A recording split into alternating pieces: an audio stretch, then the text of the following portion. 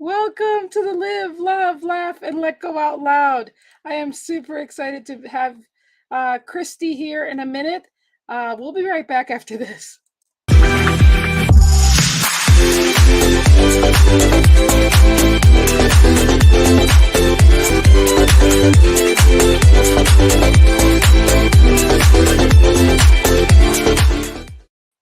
Welcome back. Actually, me and my guests, we were having a moment before the show started. So I'm super excited for her to be here. But Dr. Kristy will be here with you in a minute. I'll be right back after I introduce her. Hold on.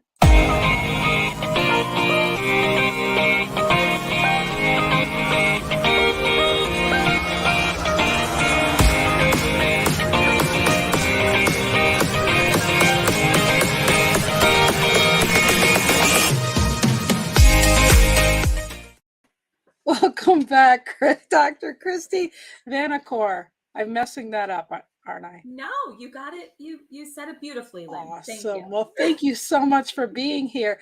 Oh, Teodora's here. You got to meet her through Ken Hi, Walls as well. Yes, I'm so excited you're here. Well, I'm super excited that she's here because she did this little thing beforehand. So hold on. I was honored when my friend Lynn asked me to record a message for Dr. Kristy Vanacore. I heard you first on Ken Wall's interview, and then my life changed. Your book is amazing, just like you. I want to say thank you for your social media presence, teaching us every day things, or maybe just reminding us things that we might have forgot. Thank you for everything you do for those of us that choose you. And most importantly, thank you for being a gift from God to the world. Thank you. Oh, wow. Oh, that was so beautiful. I know. So beautiful. I know. Again, not even 5 minutes in and I could cry already. I know. She goes, "Don't cry. I love you." I love it. It's kind of weird because I don't normally do what I did beforehand, and we'll share that here in a minute. But Yes. why don't we just had a moment literally beforehand, and I wouldn't have normally do that because I'm such a producer and we got to be on time. So, Kristy, why don't you share a little bit about you before we get into the questioning part here? And again, we're just flowing with it, right? Yes. Okay. Yes. We're just flowing. Thank you. Thank you, Lynn. Thank you for inviting me to be here. I really am so honored. And so I am I'm a holistic psychologist, and I've been a psychologist for a long time. I only recently started practicing more holistically, and I'll explain what I mean by that in a minute. But, I always knew from when I was a very young girl that I was put here in this world, in this earth at this time to help people, to be a world server. And although I didn't know exactly what that was going to look like and how it was going to happen, I knew it was going to happen. I never believed that that was impossible. I never believed that changing the world was too far beyond my means. And as I grew up, different things happened to me, traumatic experiences, etc. And I suffered with really debilitating anxiety for a long time. And so there I was in a position of, I know I'm supposed to be this world server and a helper, and yet I really need help. And as I entered the system as a client to get help for myself, it never felt right to me. It felt very fragmented. It felt, that although I did find somebody who was beginning to help me, it was very focused on symptom management, and I didn't feel empowered. And I intuitively knew there was more. And then as I, progressed on my journey of learning how to be a psychologist, right, going to college and then entering a doctoral program, I had the same feeling. I had the same feeling that something was missing. And as I started working with people while simultaneously still trying to work on myself, I saw that the system was broken. I saw that it was not set up to empower people. It was just arming people with, again, this fragmented coping strategies that never really allowed them to see that as humans, we are self-healers. We have everything we need within us. Amen, sister. right? Yeah.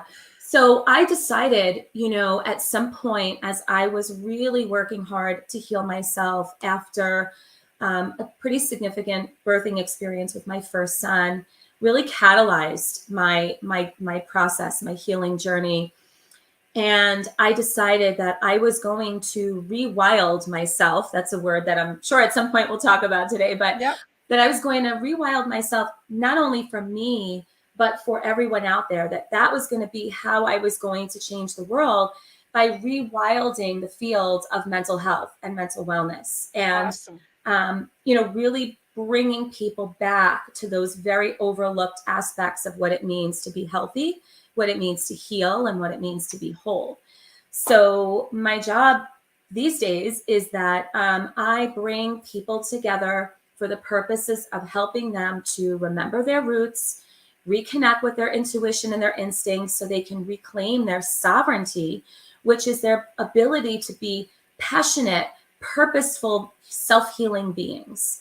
And I do that one-on-one with people. I do that in collective healing experiences because I believe that healing should happen. It's personal, but it's not private. So I bring people together and we heal together in community. And Awesome. that's what I do. So don't tease anybody else. We're going to take everybody on a trip here. So, Okay. So this show's called Live, Love, Laugh, but you can't have that until you let go of things. And obviously, what I'd love for you to share is the things that you let go out loud in order so that you could live, love, and laugh. And so, and Tom loves your message there. So why don't we start with this question? Let's just share some of the things that you are so transparent and so vulnerable to share with other people, and then let's go into your findings from there. Sure. So letting go, right, is so hard for everybody, but what you said is 100% correct, that we cannot fully be the greatest expressions of ourselves. We really cannot live our lives out loud until we let go of everything holding us back. So I refer to all the stuff that holds us back as domestication, right? So we want to rewild, we want to reclaim our essence, right? Our natural wild.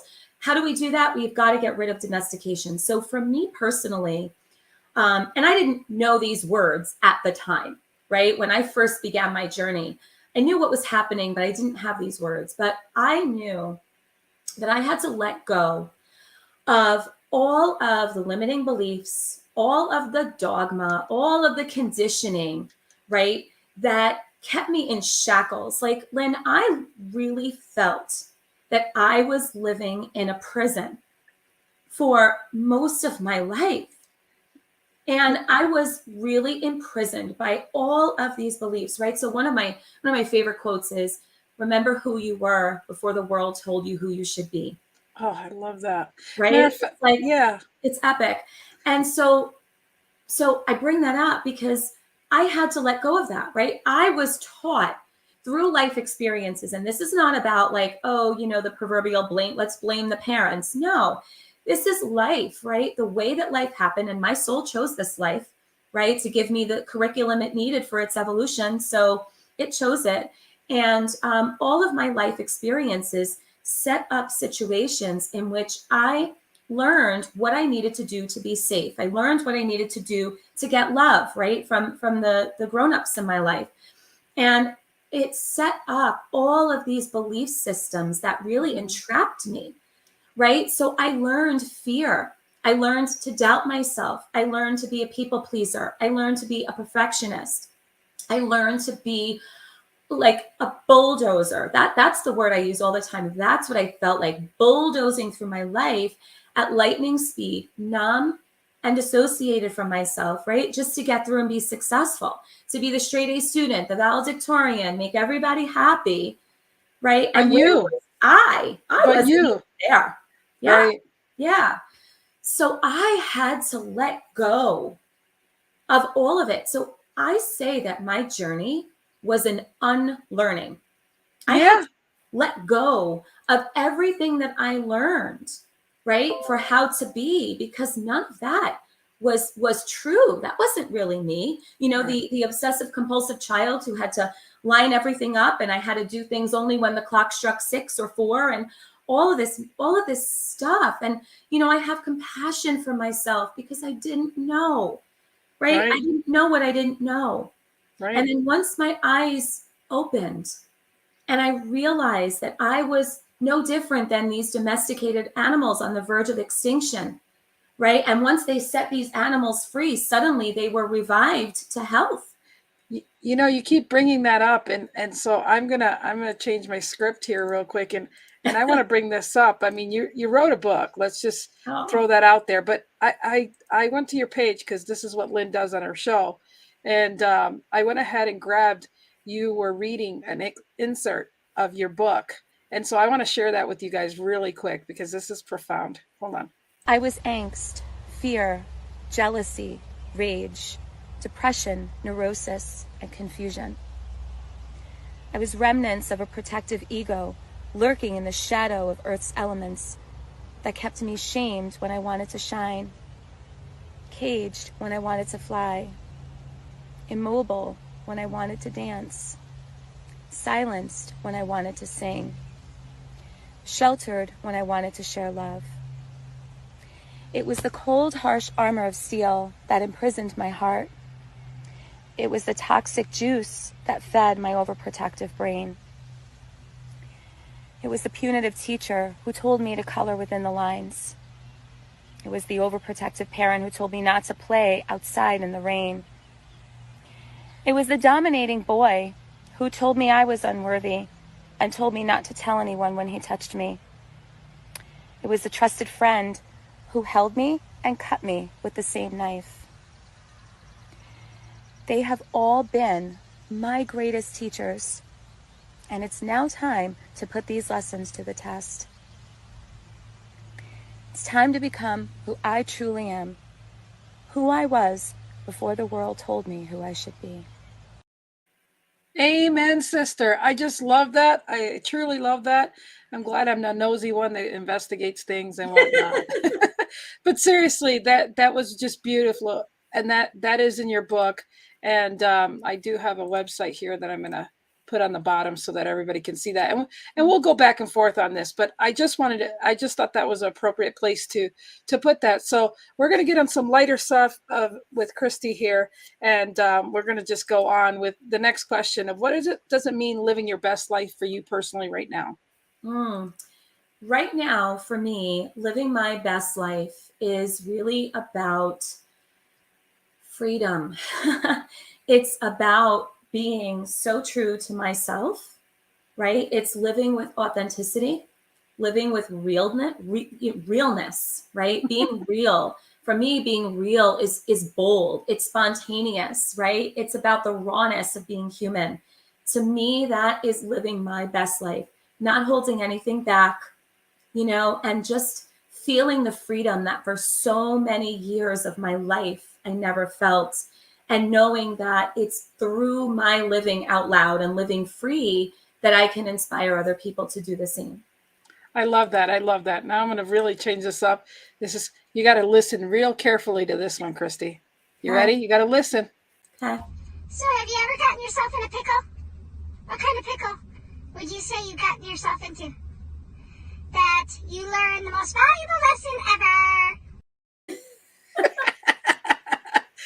That pickle sounds like she could be from Long Island too, Lynn.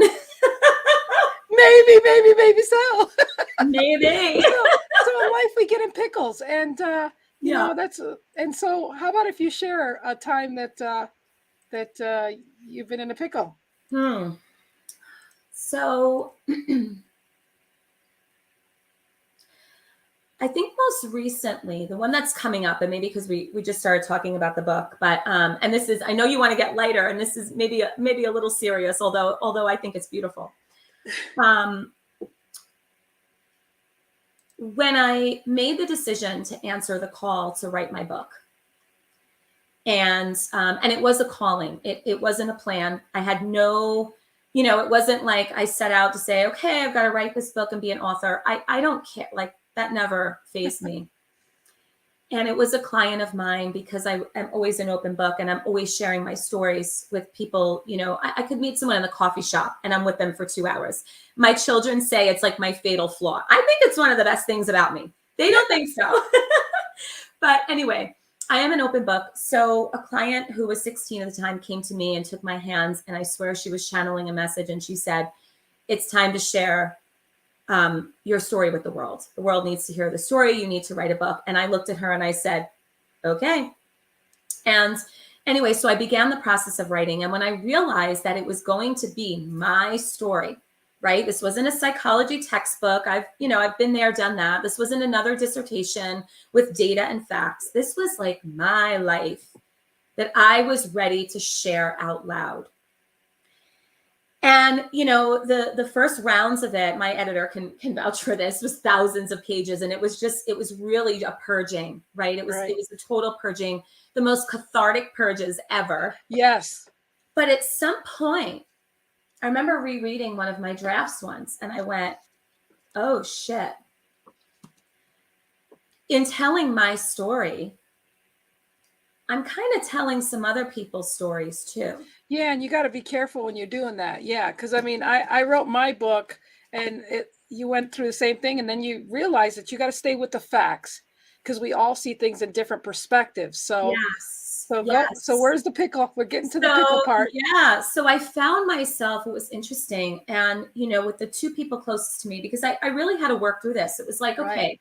On the one hand, I have to be so truthful and so honest and so raw and so vulnerable, right? Because I ask people to do this every day. People sit in my office. I love you, Jen. I saw that. Yeah. People sit in my office and I ask them to tell me their story. How can I ask people to go deeper than I'm willing to go myself, right? Amen. So to me, if I was going to do this with any ounce of integrity, I had to go deep. Right? It's like, go big or go home here. We're not going to dance around anything. Yeah.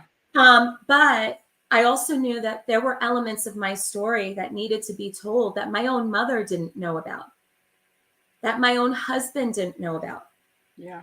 And therein lies the pickle, right? So it's like, okay, do I really do this right? And finally find my voice, that my voice was on lockdown for decades. Yeah. Do I speak my truth, right? At the risk of potentially, you know, creating some either hard feelings or sadness or what have you in the people I love. So that was really a big pickle. I'm kind of laughing because at the last minute I decided to write my book last year. That's not what the point here, but the point is that I was notifying my family that I was going to write this book. My first thing my dad says, I only hit you once. Yeah. So I was like, oh shit, you know, like yes. Yes. Well, my mother said, well, Kristy, your childhood wasn't that bad. I gave you the best of everything. I'm like, oh my yeah, God. they turn it around. It's about them. And It's about them. Yeah, and you're like, yeah, so it really is. We should have a show on talking about what it is to write your story and book, because I still only did half of my life. But yeah, anyways, that was, I could see where you went on a pickle with that. So Big time. Let me ask you this. So what makes you laugh other than Lynn? Because I know I made you laugh. You made me laugh. Yes. So it's so interesting that you're asking this in light of what I was just saying about being caged for so long, right? Yep. Because as a little girl, I was this really whimsical, free-spirited little like wildflower of a kid, right? I used to romp up and down the avenue in the Bronx and with my little guitar, and I would sing, and I was always laughing, you know? And then little by little, right? As life happens, as trauma happens, all of that goes away, right? And as I said, my voice went away, my laugh went away, my joy went away, right? Because joy is the essence of our soul. That's who we are. I lost that. I was disconnected. And the only time that I would really laugh was when I was nervous. So I had developed this really nervous laugh as a kid. And even in high school, it was this sort of like weird giggle that I couldn't even replicate now if I tried. And I'm glad I can't. It was so bizarre, but it was like a discharge of energy, right? It was so laughter, something that is, I mean, look what they say, right? Laughter is medicine. Yes. Something that is so profoundly healing and such an essential part of our nature as humans, I turned into a discharge of anxious energy. Yeah, that makes sense. That Right? makes sense. So fast forward to now, right? That's why I love this question, because I'm like, yeah, this goes with the theme of what we're talking about, because I found my laugh again. And That's I awesome. love to laugh. Yeah. I laugh all the time. Lots of things make me laugh. So specifically, I could say my younger son, Sorry. who's calling us to laugh I with us. know. They should be watching us online. Anyway, sorry about that. They want to join in. It's okay. No, they need to check to see if I'm online. They didn't realize I'm doing a show right now, and that it rang on there. So anyways, go ahead.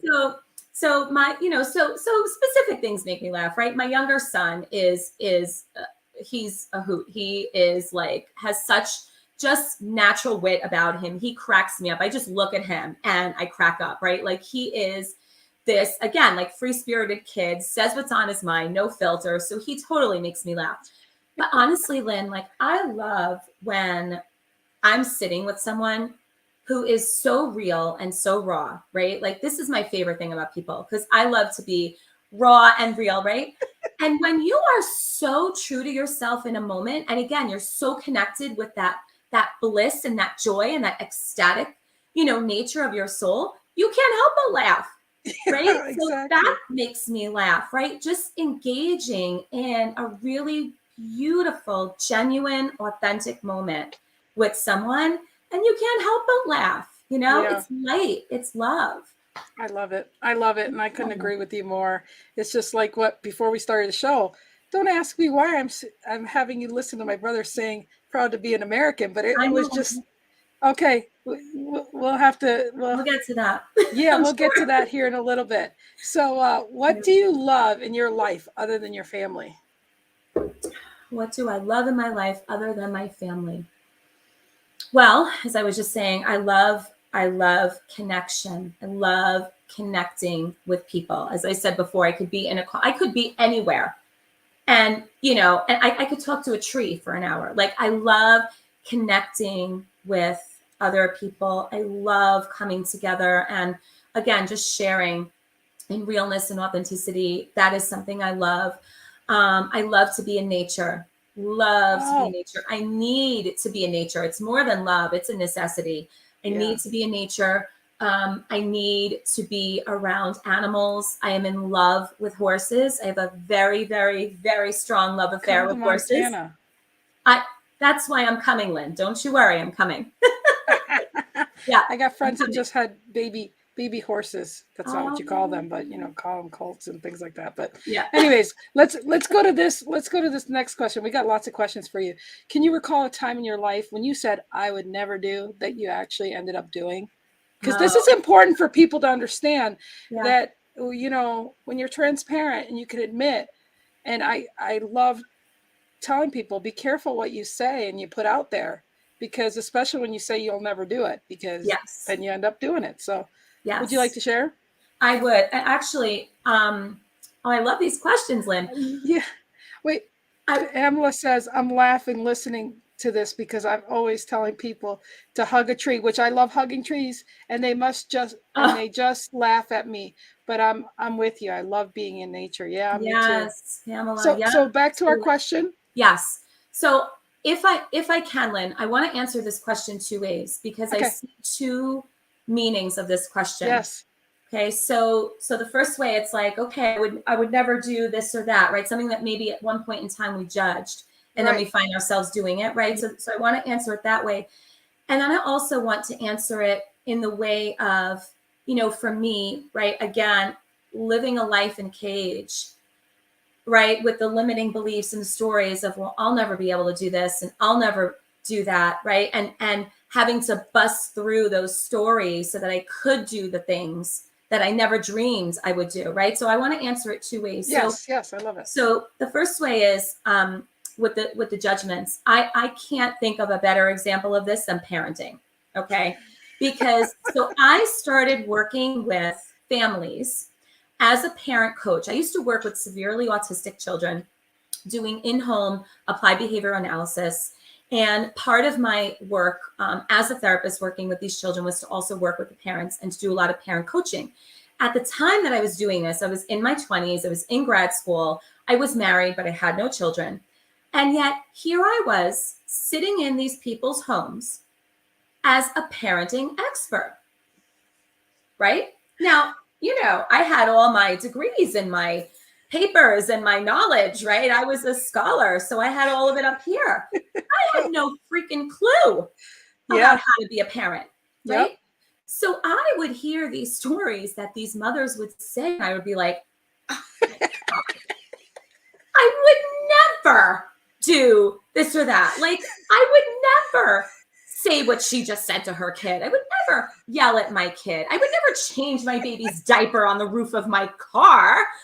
You know, I would never whip out my boob and nurse a kid in the middle of nowhere because he was screaming and I wanted to shut him up. I would never. Guess what? Check all the boxes. I did all those things. I've done all those things. Yeah. Just like my daughter says, I'm never going to be like you. I'm never going to yell at my kids. And then one day she calls me, Mom, I love you. What's the matter? Yeah. Now I know why you yelled. Instead of beating me, you yelled. I'm like, yeah. Yep, exactly. So yeah, so definitely there were those times that I found myself doing all those things and I'm like, ooh, now I get it. So my compassion meter like skyrocketed for all these families. It's a humbling experience too, right? Of judging others until you're there and then you're like, you know what? Where's the blanket? I'm feeding this kid. This kid's hungry. You want to hear him cry or do you want him fed, you know? Exactly. So yeah, a compassion meter went through the roof. So there's that. There's like, you know, sort of like, you know, interpretation A of this question. And the second part that I think is also really important, because like you said, people need to know this. I think people need to know this second part too, which is, you know, I would never do that. That was my mantra as a severely anxious person for years, right? I will never be able to travel alone. I will never be able to live by myself. I will never be able to be independent. I will never be able to function on my own. Hey, stop yourself. You're going to end up doing all those things again. Stop yourself. No. Right. Energy flows where attention goes. That's right. Exactly.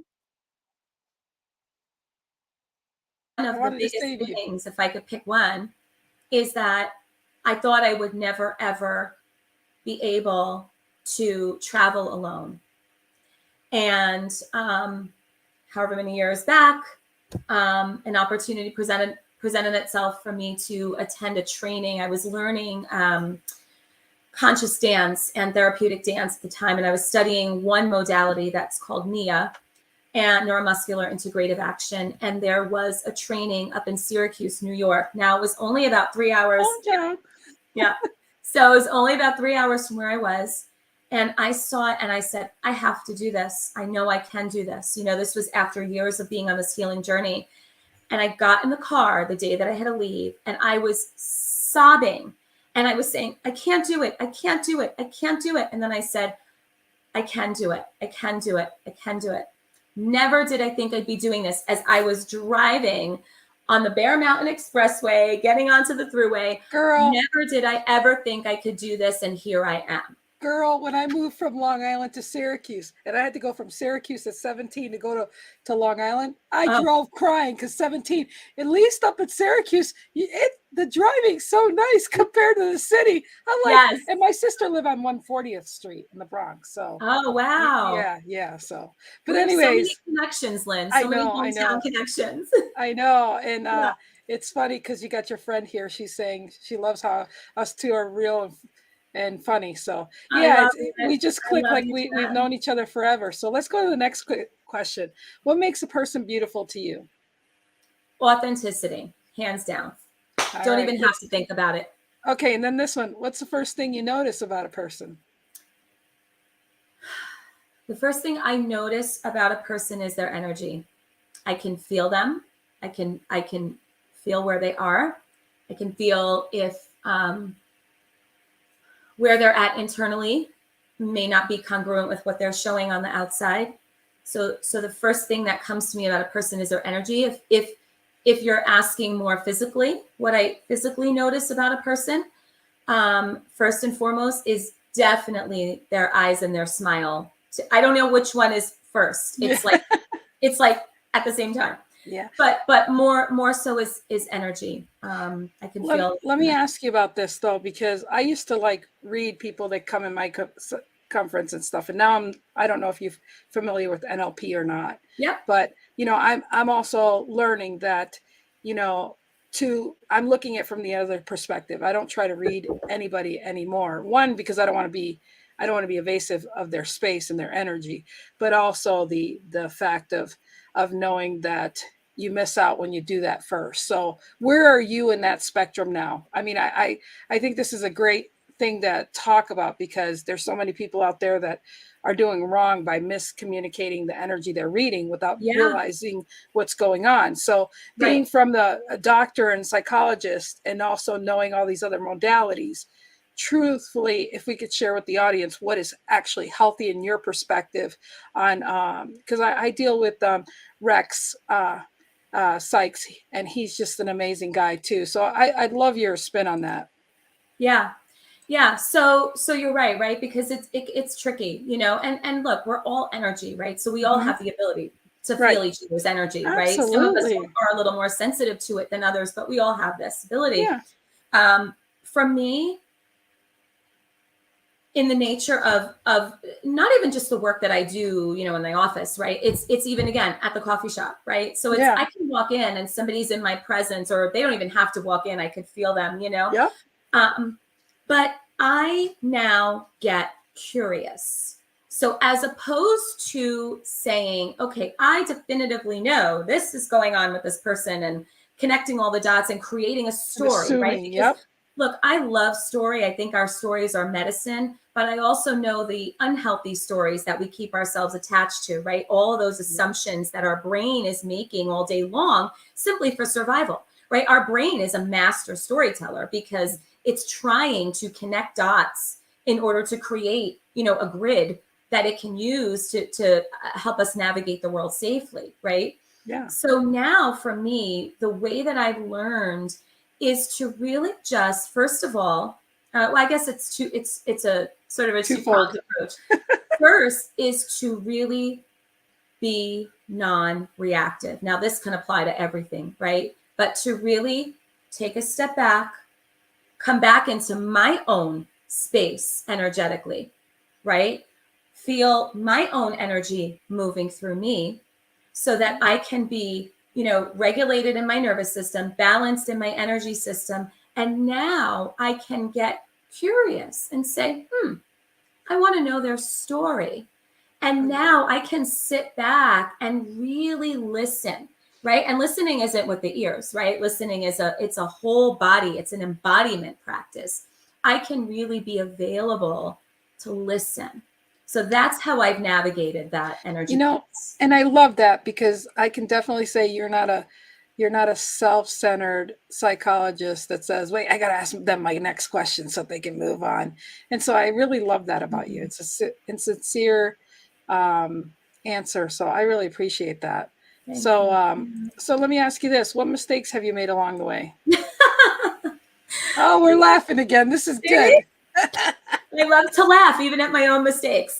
Exactly. Yeah.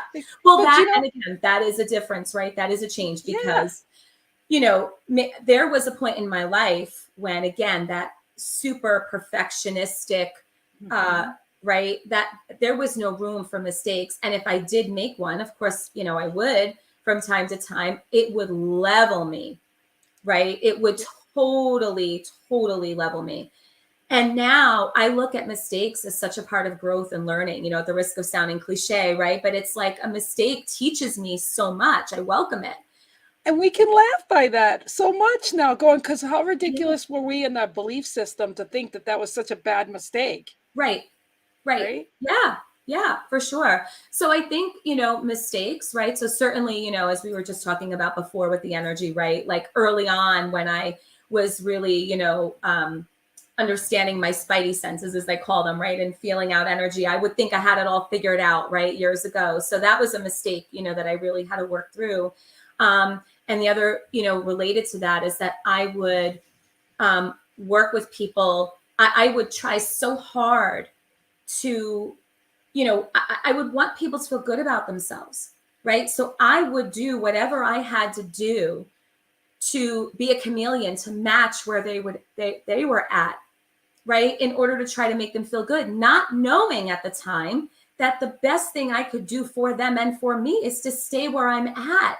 Yeah. Right. And to meet them where I'm at and to meet them where they're at and to offer them, you know, an opportunity for them to work with me in that way. And I used to say one of the things that I would fear most is that I would walk into a room and there was so many different people I knew and I'd have to figure out, shit, who am I going to be? Who do I need to be right now? Right. Because I was so invested in being the chameleon, thinking again that is what people needed from me. And then I learned, oh, no. People need me to be myself. Yeah. People need me to be real. People need me to be authentic, right? People, whether they like it or not. That's it. And I learned that, you know, I used to be so invested in like, well, I want people to trust me. And I mean, I still am. But I didn't realize that the only way to be trustworthy is to be real. Yeah. Right? Because there's nothing to hide. You're not hiding behind, you know, a veil or a cloak. It's like, here I am, right? It's like raw and stripped naked. You get what you get. Here I am. And so people can trust you. And if people can begin to trust you and feel safe, that is how, for me, in the work I do, and I think it's true for everybody, that's how people can then get comfortable with their own vulnerability. I love that. I love that. So I'm going to jump to this question real quick. And what are your big, hairy, audacious goals? Big, hairy, audacious goals. Oh my God. That's kind of funny because one of my goals is to have a farm that my healing center, my wellness center will be on this farm. And I will have a school also for children on this farm. And there will be lots of hairy animals. So it's funny that your question is, what are your big, hairy goals? There's going to be lots of hairy, big animals on this farm. That is a goal. That is a goal. I love it. I love it. I love it. Goal. So what are your success habits? Success habits. Okay. So again, another great word, right? Habit, that at one time meant something very different for me in my life. So you see, you know, it's interesting again, how this unlearning, right? Words that once meant one thing now mean something really different. Yeah, right? For sure. So it's part of healing, you know? So my success habits, I would have to say, first and foremost, and I know I'm using this word a lot, but this is how important it is to me, is being authentic and doing my work, right? So for me, if someone said to me, okay, and I mentor a lot of students in the field of psychology and holistic health and wellness and energy medicine and yoga, therapeutic dance, all of these things. And people say to me all the time, okay, what does it take to be successful? Like, what do I need to know? And the number one thing that I say is that you've got to do your work, your own work. You've got to keep going deeper. You don't know everything. I don't know everything. I don't. And I have to keep diving deep, right? Like I said before, I can't ask people to go deeper than I've gone myself. So I owe it, not just to myself and not just to my children, but I owe it to the world, to every being, to keep doing my work. So one of my daily habits is really making sure that even when it's hard and even when I don't want to, right, I am doing my meditation. I'm doing my own yoga and dance practice. I'm doing self-care. And I don't mean, you know, taking baths and, you know, eating chocolate bombs, you know, I mean that deeper self-care work of energy hygiene, right? That real deeper dive into recognizing where I'm triggered, because that lets me know I have an unhealed wound. And if I don't work with that, I'm going to bleed on people who didn't cut me. So I've got to go there, right? So I'm not afraid to go there. So that is a huge, huge success habit of mine, you know. And then, of course, there's more sort of the typical, you know, I've got to work on time management, you know, and those sorts of things. But I would say the greatest success habit for me is continuously doing my own work, because the more that I heal and the more that I am comfortable with my story and living that story out loud, that's when I can really be, you know, a help and a guide for other people. You know, one thing I learned from Rex Reed was Rex Sykes is that if you know that you don't know everything and don't think you know everything, and when you say I don't know, then you stop knowing anything. So that's like a dangerous thing to say, that when you don't know. You don't know everything. So what's the biggest factor that has helped you to be successful, though?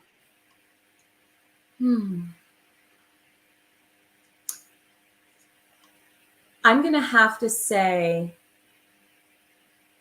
I keep going back to doing my inner work. I really do think it's been my inner work. It's been my healing journey of, going to the places that scare me, of having to confront all of the trauma, confront the people in my life, right? Confront the stories that I held on to. I really think that has been the biggest factor in helping me. And I could say, yes, I have loving and supportive people around me, and I do. Everything from family to my clients and anybody out there who's listening, who me, you are my family. I have such unconditional love for you, and you have all been there to help me. But without me doing my inner work, I wouldn't even be able to receive that love. Yeah, right? I get that. So let me ask you, what is your favorite quote? Oh, this is so hard. Oh my gosh. I'm a quote person. I quote a lot. Anyone listening out there, you will know that I give a lot of quotes. For a long time, my favorite quote, and it was so much so my favorite that, those like vinyl wall clings that you can get made, you can have these big words all over your wall. Yeah.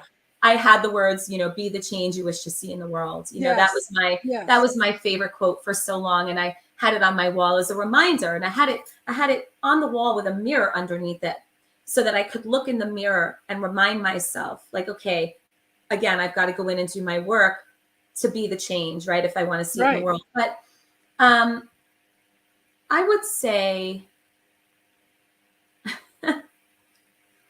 the quote that's coming to me now, so I brought one up from before. One of my favorites is, remember who you were before the world told you who you should be.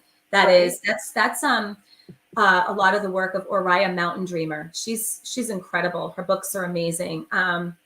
But another quote that's coming up for me now, and I don't remember who it was who said this. You're going to get this video. Come on.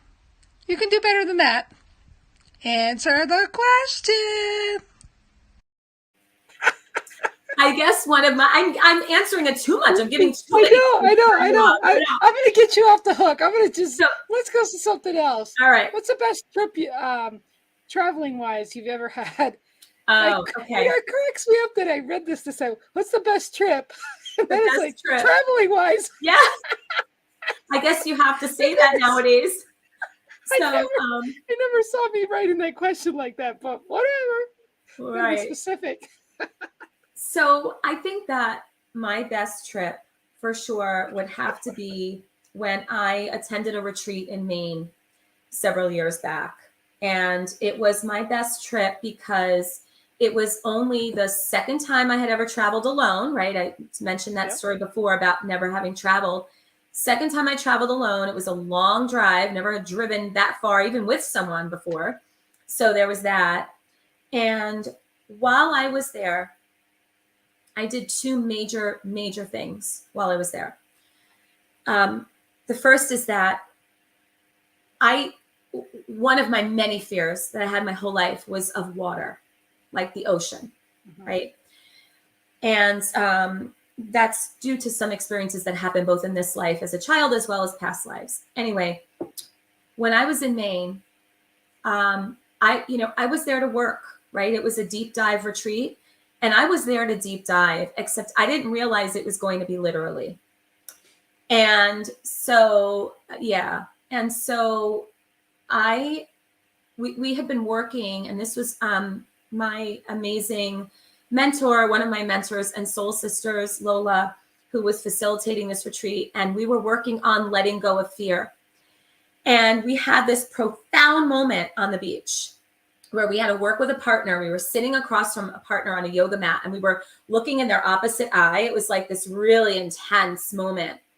And we had to say, she was timing us 3 minutes. We had to say all of the things that we were afraid of, right? And I'm like rattling off, I'm afraid of this, I'm afraid of that. And we're crying, you know, sobbing. And after that, all around us, we're sitting on the beach, all around us is ocean. And so I'm sitting there surrounded by what has been my greatest nemesis for like lifetimes. And I'm like, I'm ready. And I got up off that mat and I ran towards the ocean and I threw myself in. And for a split second, I'm like, I might die here. And I was like, I'm okay with that. And I just went into the ocean. And so that was profound for me. That was a huge, almost like a rebirth and a baptism all in one. So yeah, so that happened in Maine. And then the other thing that happened while I was on that trip was that I learned the meaning of unconditional love while I was on that retreat, because I never understood until I was with a group of, you know, I think we were 12. Yeah, we were 12 women, strangers, right? Together alone in a house. Sounds like the prequel to a, you know, a show, right? Amityville. Yeah, we were 12 women on, you know, in this house, 12 strangers coming together in this house. And I had never felt so seen, so heard, so just accepted, right? And that is when I learned what it means to love someone unconditionally, right? To allow them to be just who they are right now in this moment. No expectation, no agenda, no needs. We didn't need anything from one another. We just wanted to share our hearts and souls. Yeah.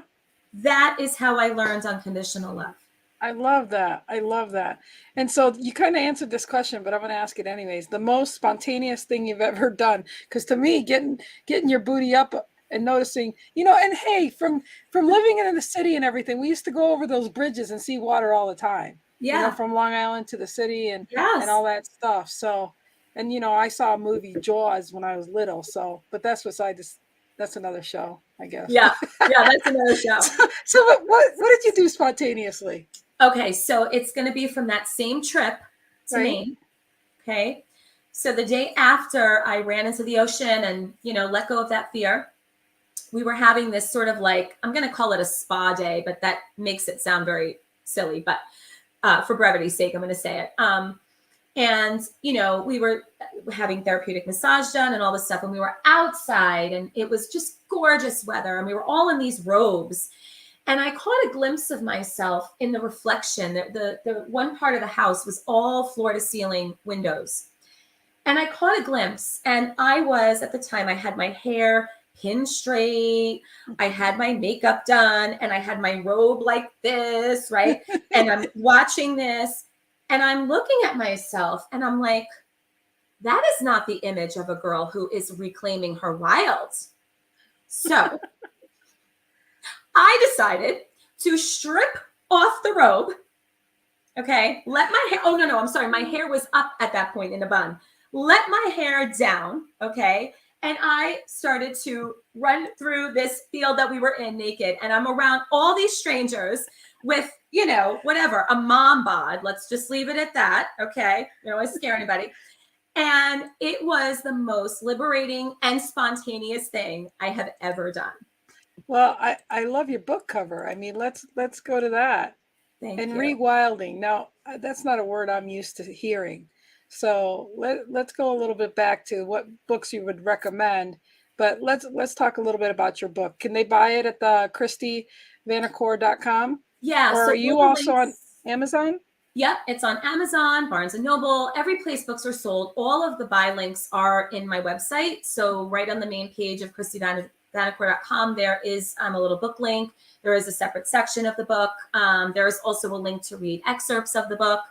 And yeah, the cover, I'm so appreciative, Lynn, that you notice the cover. And I'm so grateful because I love trees. Say to me, the cover is beautiful. And it means a lot to me because that photo shoot, so that is me. Most people realize it's me, although every now and again someone says, wow, that woman is beautiful. I'm like, thank you. They don't realize it's me.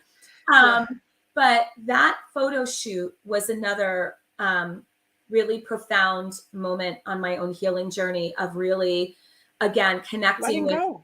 my vulnerability and just letting go and really embodying what it meant to be an open book and a free spirit and just surrendering myself to the earth, you know? And so that had to be the book cover. See, I've got trees and whatnot. Oh, yes. Yeah. Yeah. Yeah, I love it. And I have all that green and stuff in there too. Yeah. But you know, we're winding down in time. This has just been fabulous. And I've got to say that I feel like we need to do another show really soon because oh my gosh, I would love to. I could talk to you all day. I know this has just been really, really awesome. And I mean, I'm going to throw this out here just to throw it out. And I think we'll finish on this one here. But you know, if a genie granted you 3 wishes right now, what do you wish for?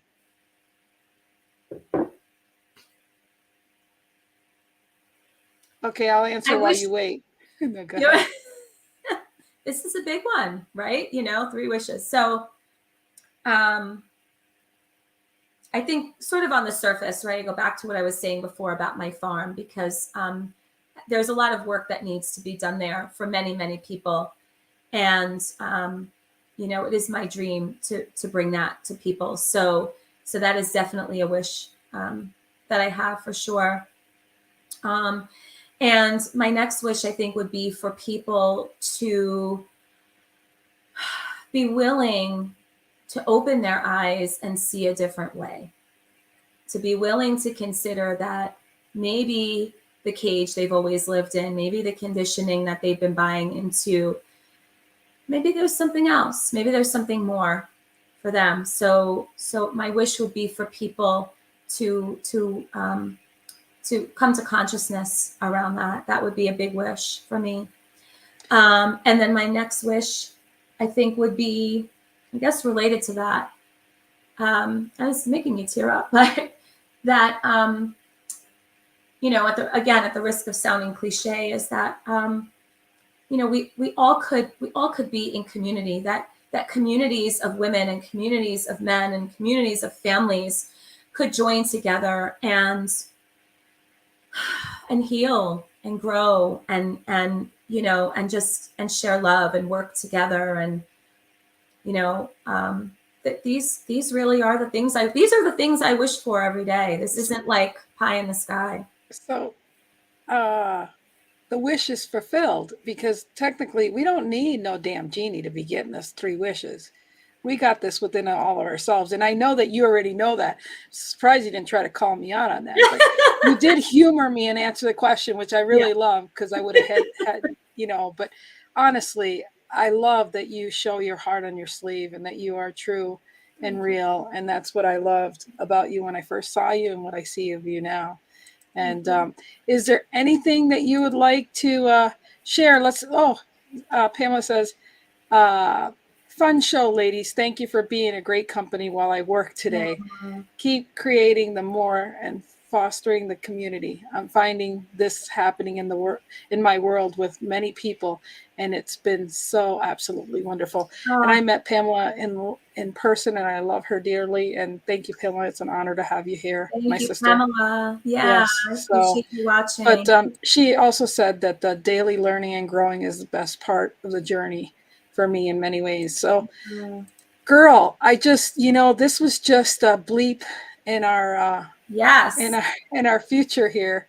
But I truly, truly enjoyed spending this time with you. It just went by too fast. It did. It went by too fast. We're going to do it again. Yeah. So you stay right there. Thank you, everyone. Again, I want you to remember to go check her out. There's her website. And again, thanks for watching, you guys. Thanks for being here, Kristy. Thank you.